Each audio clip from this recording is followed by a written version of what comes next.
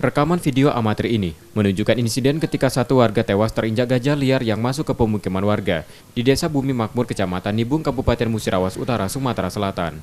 Warga yang meninggal tersebut diketahui bernama ZA 53 tahun yang awalnya berusaha memberi makan terhadap gajah tersebut agar tidak mengamuk. Namun diduga gajah ketakutan lalu panik dan menginjak korban. Jangan dekat, masuk. Malah dekat. Iya. Udah informasi malah yang korban malah dekat malah. Iya, malah dekat malah dia. ngasih makan. Dia ada di dalam situ. Ya, belale ya. Ada di dalam Dari situ. tadi pagi itu di sinilah. Kalau dari pagi tadi memang dia itu jalan Pak, berkeliling. Di sini. Muter sini. Warga kemudian mengevakuasi korban dan dibawa ke rumahnya. Petugas gabungan saat ini sedang melakukan upaya mengusir gajah keluar dari pemukiman warga. Sukma Aldino, Kompas TV, Muratara, Sumatera Selatan.